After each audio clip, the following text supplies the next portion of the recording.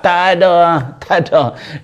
Piramli buat cerita apa? Penyamun tarbus. Ada di kalangan AJK masjid pun ada. Apa dia buat dengan duit-duit tu semua? Dia pi buat umrah dengan duit yang dia curi tu. Padahal dia tipu. Dia ambil duit jemaah semua. Ya Allah, yang menipu tu pakai lebay. Assalamualaikum warahmatullahi wabarakatuh. Hatta kalau kata penyamun, pencuri penyamun pun, dia tak suka dia ditipu. Dan penipu pun tak suka dia ditipu. Pembohong tak suka dia dibohong. Sebab itu agama Islam ni adalah agama fitrah. Agama yang mengajar kita bahawa kalau engkau tak suka orang lain buat pada engkau jangan buat pada orang lain. Jangan buat ke orang. Kita tak suka orang lain menipu kita. Kita tak suka orang lain khianat kita. Kita tak suka orang lain zalim kat kita. Jangan buat ke orang. Jangan zalim orang. Jangan menipu orang. Jangan khianat pada orang lain. Buang sampah dalam tong. Simpan wang dalam laci. Kalau suka cakap bohong, ramai orang akan benci. Memang pun orang suka kuat menipu ni, orang akan benci. Orang meluat, tak mau berkawan dengan dia. Di kalangan yang duk berbohong ni pula, orang yang berkopiah, orang yang lebay-lebay pun menipu. Ada yang dia kalau dulunya dia buat umrah, dia tipu jemaah semua. Dia ambil dah duit-duit semua, dia collect duit jemaah semua. Apa bagi tahu package dia, package paling murah, hotel selesa, itu ini macam-macam yang dijanjikan semua. Lah sekali pakat melepak duduk di hotel di Malaysia ni, tak terbang-terbang pun lah kali. Lepas tu dia bagi tahu kata ada masalah. Padahal dia tipu. Dia ambil duit jemaah semua. Ya Allah, yang menipu tu pakai lebay, pakai kopiah atas kepala tu, menipu orang, mengamuk jemaah. Bayangkan, bukan semua orang yang nak pergi umrah tu memang orang berada. Bukan semua. Ada yang susah, ada yang membanting tulang, ada yang kerja dengan peluh keringatnya bertahun-tahun nak himpun simpan duit nak pergi umrah, sekali dengan tipu pula. Kena tipu ngapa lebay pula. Bila dia pula kutip sumbangan, katanya untuk sumbangan kepada tahfiz dia, kepada pondok dia, kepada projek pembinaan madrasah dia, katanya rupa-rupanya mana ada madrasah pun, tak ada tanah yang dikatakan nak dibina pondok tersebut pun tak ada, rupa masuk ke poket sendiri. Inilah golongan orang-orang yang menyebabkan setengah-setengah dalam kalangan masyarakat kita dah tak percaya lagi dah. Orang yang nak minta sumbangan ni, dia kata ni tipu ni, entah masuk poket sendiri. Ada di kalangan AJK masjid pun ada. Ada di kalangan ahli jawatan kuasa masjid pun ada. Orang lantik dia jadi bendahari, orang lantik dia jadi pengurusi ke, orang lantik dia jadi jawatan kuasa masjid dengan harapan dia boleh mengurus takbir masjid dengan elok. Rupa-rupanya dia bersekongkol pula. Duit masjid pun kau tipu. Dia curi duit masjid, tuan-tuan. Bayangkan, ya Allah. Ya Allah, ada orang ambil duit suami, ada orang curi duit mak bapak dia pun ada rasa serba salah. Ni dia curi duit masjid yang merupakan sumbangan orang ramai. Dia pergi curi, dia ambil diam-diam, bila disiasat tanya tak mengaku pula tu. Apa dia buat dengan duit-duit tu semua? Dia pergi buat umrah, tuan-tuan. Dia pergi buat umrah dengan duit yang dia curi tu. Ya Allah, ada dalam masyarakat kita dilaporkan dia curi duit masjid, tuan-tuan. Bukannya sikit, ribuan ringgit dia curi duit jemaah, dia curi duit masjid. Ni kopiah atas kepala ni, kopiah atas kepala, curi duit masjid. Kalau orang yang jenis kata orang penyangak ke, orang jenis kaki menipu, perompak, penyamun, yang memang kita tahu dah ini memang tak boleh percaya punya muka, tu lain cerita. Ini dengan berperwatakan penampilan yang menyenangkan, yang orang tengok pun nampak meyakinkan. Orang ni boleh percaya ni, orang ni boleh harap. Tak ada. Piramli buat cerita apa? Penyamun tarbus. Penyamun tarbus.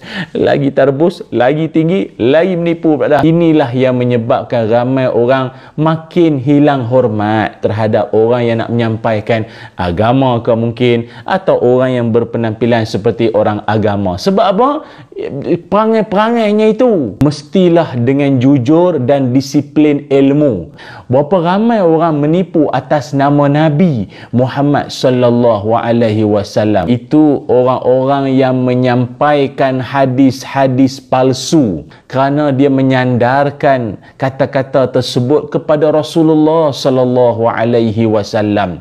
Ingat, baginda Nabi pernah menyebutkan bahawa balighu anni walau ayah, sampaikanlah daripadaku walaupun sepotong ayat. Tetapi kena ingat, hadis tersebut jangan baca setakat tu saja, baca sampai habis, baca sampai habis.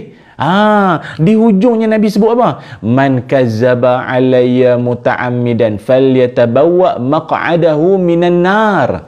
Nabi SAW bersabda, dan siapa-siapa yang menipu atasku, yang menipu maknanya dia mengatakan sesuatu yang aku tak kata pun, Nabi tak sebut pun, Nabi tak kata pun benda itu, lalu orang tu kata Nabi yang cakap, Nabi yang bersabda, Nabi yang kata ini, maka bersiap-siaplah tempatnya nanti di dalam neraka. Itu yang kita takut tu. Dan jangan sampai jadi seperti alim tapi zalim, alim tapi zalim, berpenampilan, berperwatakan macam seorang ulama konon-kononnya itu, tapi dia menipu, dia mengubah itu dan ini, segala syariat Allah Ta'ala habis dia ubah habis semua. Sifatkan sebagai ulama-ulama jahat. Di dalam Al-Quran pun ada Allah Ta'ala sebut akan sifat-sifat perangai-perangai dia itu. Nampak macam bawa agama, tapi tidak. Dia menggunakan agama itu ataupun dia mengubah agama itu mengikut selera dia, ataupun dia nak syariat tu ikut cara dia.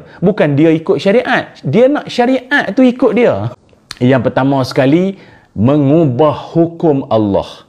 Dia mengubah hukum Allah yang memang dengan niat dia nak ubah hukum Allah tersebut.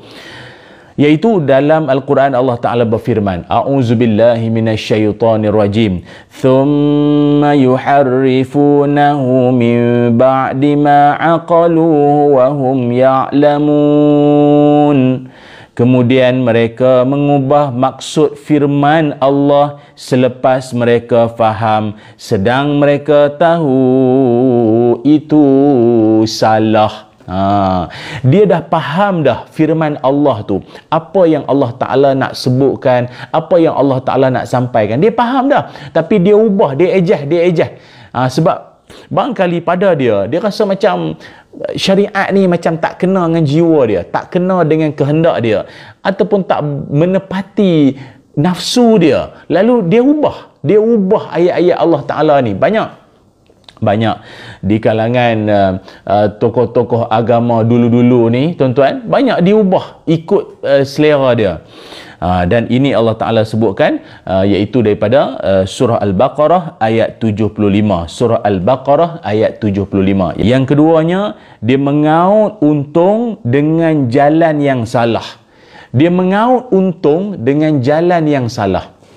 Dalam Al-Quran Allah Ta'ala berfirman, A'udzubillahi minasyaitonirrajim, Ya ayyuhalladzina amanu inna kathiran minal ahbari wa ruhban la ya'kuluna amwalan nasi bil batili wa yasudduna an sabilillah. Wahai orang-orang beriman, sesungguhnya banyak di kalangan ahbar. Ahbar ini apa dia? Pendeta-pendeta Yahudi, atau juga disebut rabai. Banyak di kalangan rabai, pendeta-pendeta Yahudi ini. Waruhban, orang-orang alim di kalangan Nasrani. Mereka ini telah memakan harta manusia dengan jalan yang salah, dengan jalan yang menipu. Ada setengahnya itu mereka menggunakan atas nama agama untuk nak kaut keuntungan. Kalau kata orang tu datang nak minta ampun dosa, kena dikenakan bayaran-bayaran tertentu, baru diampun dosa. Kena bayar dulu. Untung pendeta tu, seronok kawan tu. Ada yang meniaga, lepas tu konon-konon bersumpah lagi siap, wallahi ni madu yang saya jual ni memang madu asli, Tak ada campuran gula, tak ada campuran-campuran. Wallahi, entah-entah ataupun padahal dia menipu. Padahal dia menipu. Lepas tu dia bersumpah pula tu. Yang bersumpah tu pula Pak Haji pakai kepiah atas kepala, janggut sikit. Lepas tu nampak dahi macam ada hitam-hitam sikit. Lepas tu dia kata, wallahi, madu ni asli. Lepas tu tipu. Tuan-tuan, jenis suka bersumpah untuk nak melariskan perniagaan ni, dah lama taktik ni iblis pakai. Dalam Quran, Allah Ta'ala berfirman, A'udzubillahi minasyaitonirrajim. Wa qasamahuma inni lakuma laminan nasihin. Dan aku bersumpah kepada kalian berdua, Nabi Adam dan juga Hawa, bahawa iblis itu kata dia, aku dari kalangan penasihat. Aku di kalangan tuan penasihat. 20%. Iblis kata, dia bersumpah tau. Kalau kita ni tuan-tuan, orang bersumpah kan, wallahi. Kita mengingat orang bersumpah, wallahi demi Allah ni, kita jadi lemah sikit. Uish, tak kalah dia menipu kot. Rupanya, perangai suka bersumpah, tapi sumpah palsu, sumpah tipu ni dah lama iblis buat. Yang ketiganya, mereka memberikan fatwa atau pandangan dengan nafsu dan kepentingan. Dia bagi fatwa dan pandangan mengikut nafsu dia, mengikut selera dia. Dia rasa macam benda tu tak boleh buat, payah buat, tak payah buat. Dia nak ikut kehendak. Sebab apa? Mungkin dia nak dapatkan sokongan majoriti. Dia nak dapatkan sokongan orang ramai. Bila apa hukum yang dia keluarkan menepati kehendak umum. Tak boleh macam tu. Kalau perkara itu ramai orang suka, Allah tak redha, Allah tak suka, maka seorang alim itu patut mengatakan bahawa tak bolehlah benda tu. Tak boleh. Allah tak redha benda tu. Allah Ta'ala tak suka benda tu. Allah murka benda tu. Tak boleh buatlah.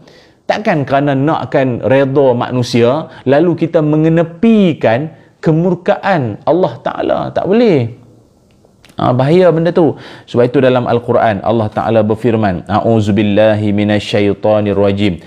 وَلَا تَشْتَرُوا بِآيَاتِي ثَمَنًا قَلِيلًا وَإِيَّايَ فَاتَّقُونَ.